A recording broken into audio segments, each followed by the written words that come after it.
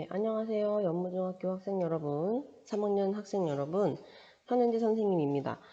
우리가 지난 시간에 56쪽까지 정리를 했었고요. 오늘은 57쪽부터 나간다고 생각을 하셨겠지만 이 부분도 우리가 등교 계약을 한 이후에 나가야 하는 부분이기 때문에 57쪽에서 62쪽까지는 건너뛰겠습니다. 63쪽까지는 건너뛰고 선생님하고 함께 정리해 볼 부분은 오늘 64쪽입니다. 64쪽 다 펼쳐 주시고요. 필기 준비해 주세요. 자, 처음 생각 모으기 처음 보겠습니다. 이 단원에서 학습한 내용을 떠올리며 빈칸에 들어갈 적절한 말, 적절한 어휘를 보기에서 찾아보는 그런 활동입니다. 밑에 보니까 비교, 보편적, 개별적, 성찰, 가치 이런 어휘들이 나와 있고요. 어떤 문장에 들어가면 자연스러울지 한번 함께 읽어보도록 하겠습니다. 과거의 삶이 반영된 작품을 읽을 때에는 과거의 삶과 오늘날의 삶을 서로 비교하며 감상하는 것이 좋다. 이렇게 정리하면 되겠죠. 문학작품을 감상하며, 두 번째, 문학작품을 감상하며 시대의 변화 속에서도 변하지 않는 어떤 가치, 보편적인 가치. 보편적이라는 말의 뜻은요, 이제 변하지 않는 어떤 보통의 가치들, 아주 기본적인 내용이라고 생각하시면 되겠습니다. 세 번째, 문학작품에 반영된 삶의 모습에 담긴 가치는 시대나 문화에 따라 다르게 평가될 수 있다라는 점. 그 다음에 마지막으로 문학작품에 반영된 과거의 삶을 바탕으로 오늘날의 삶을 성찰할 수 있다. 성찰이라는 것은 뒤돌아본다 라는 그런 뜻이죠. 그래서 뒤돌아볼 수 있다. 네, 선생님이 지금 빈 교실에서 혼자 앉아서 이렇게 수업을 하고 있는데요. 가끔 이렇게 선생님들께서 왔다 갔다 하시는 그런 소음이 들릴 수도 있어요. 그런 부분은 여러분께서 양해해 주시기 바랍니다. 네. 그럼 그 다음 문제로 한번 넘어가 보도록 하겠습니다. 다음 예시조에 반영된 삶의 모습을 오늘날의 삶과 비교해 보자 라고 했습니다. 네. 이 듣기가 어디 있을까요? 듣기. 여기 나가봐야 될 것 같은데. 네. 함께 들어보도록 하겠습니다.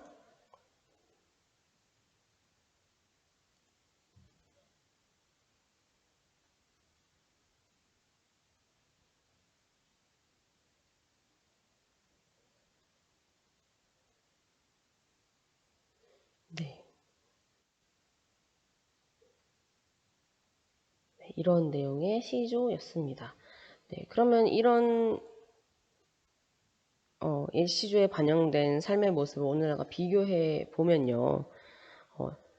이 위에 나와 있는 시조에는 열이나 되는 형제들이 한 부모에게서 태어났으면서도 욕심 때문에 사이가 멀어지는 모습과 그것을 안타까워하는 마음이 드러나 있죠. 네, 오늘날에도 과거와 마찬가지로 욕심 때문에 그런 적 많죠, 우리. 네, 형제 사이에서 싸우거나 갈등이 생겨서 멀어지는 모습을 종종 볼 수가 있는데요.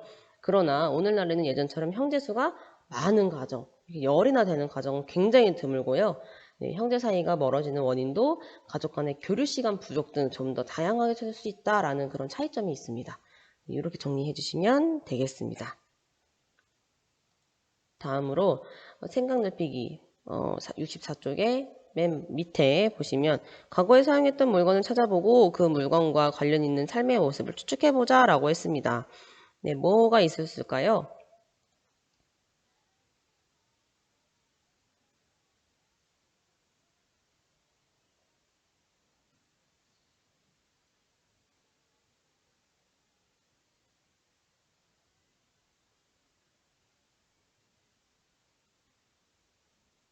네, 뭐가 있을까요?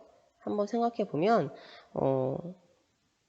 과거에 뭐 사용했던 물건들 중에 농기구가 굉장히 많았던 것 같아요. 선생님이 지금 생각나는 건 농기구들이 되게 많았던 것 같은데 예전에는 농사를 짓는 사람들이 더 훨씬 많았기 때문에 농기구가 굉장히 집집마다 많았고 다 구비를 하고 다 있었는데 지금은 뭐 농사 짓는 집만 농기구를 구비를 하고 그렇지 않은 집에서는 농기구를 좀 찾아보기가 어렵죠. 그런 삶의 모습, 과거에는 농기구들을 모두 거의 집집마다 다 갖추고 있었지만 지금은 그렇지 않은 모습을 보면서 과거에는 농사 짓는 집이 굉장히 많았던 반면에 오늘날에는 그렇지 않다라는 정도로 정리해 볼 수 있겠습니다. 65쪽 갈게요. 65쪽.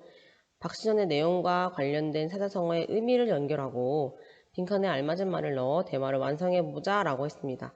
네, 이거는 사실은 하나하나씩 여러분이 핸드폰으로 금방금방 찾을 수 있는 그런 활동이에요. 그렇지만 사실 그렇게 하는 게 더 좋아요. 본인이 한번 사전을 찾아보고 아 이런 뜻이구나 라고 알게 되고 또 사전을 찾아보면 좋은 점은 하나하나 이렇게 그 한자의 음과 뜻을 알 수 있다는 점에서 조금 더 기억에 오래 남을 수도 있습니다. 그러나 동영상 강의의 이런 한계로 선생님이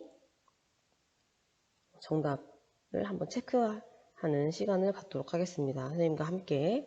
고진감래라는 것은요. 이 네 가지의 사자성어가요. 그렇게 어려운 사자성어들이 아닙니다. 그래서 한번 스스로 한번 해보시면 더 좋고요. 잠깐 스페이스바를 누르시고 스스로 한번 해본 다음에 그 다음에 선생님이 알려드리는 정답을 맞춰보시는 게 좀 더 좋겠죠. 네, 고진감래는요. 맨 밑으로 가야 돼요. 쓴 것이 닿으면 단 것이 온다는 뜻으로 고생 끝에 낙이 온다. 고생 끝에 즐거움이 온다. 이런 뜻입니다. 독수공방은 혼자 있는 거예요. 아내가 남편 없이 혼자 지내는 것을 독수공방이라고 합니다. 절세가인은 아주 아름다운 거죠. 세상에 견줄 만한 사람이 없을 정도로 뛰어나게 아름다운 여인을 의미합니다. 절세가인.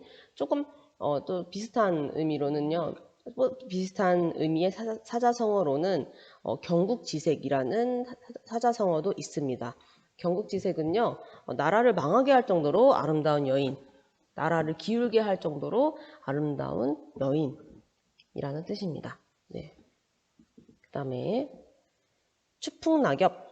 추풍낙엽은 가을날에 떨어지는 낙엽을 본딴 그런 본따서 만든 사자성어입니다. 어떤 형태나 세력이 갑자기 기울어지거나 헤어져 흩어지는 모양을 비유적으로 이르는 말이라고 이렇게 정리해 주시면 되겠습니다. 지금 이렇게 선생님이 스크롤을 내리고 있으니까 이렇게 정리해 주시고요. 그럼 정현이와 보윤이의 말에 우리가 빈칸을 한번 채워보도록 하겠습니다. 정현, 시험 기간에 감기에 걸리는 바람에 열심히 공부한 보람도 없이 성적이 뭐처럼 떨어졌대요. 뭐처럼 떨어졌을까요? 추풍낙엽처럼 떨어졌다 라고 써주시면 되겠죠. 네, 보윤, 무척 속상하겠다. 그래도 좌절하지 않고 꾸준히 노력하면 고진감래라는 말처럼 다음 시험에는 좋은 결과를 얻을 수 있을 거야 라고 위로해주면 되겠죠. 네, 맨 마지막에 보시면요. 스스로 점검하기 있어요. 이 스스로 점검하기는 본인이 한번 각자 읽어보시고 내가 어떤 부분에서 막히는지 그러면 어디 부분에서 돌아가서 다시 한번 체크해야 되는지 살펴보시기 바랍니다. 네, 오늘 수업은 여기까지 하겠습니다. 수고하셨습니다.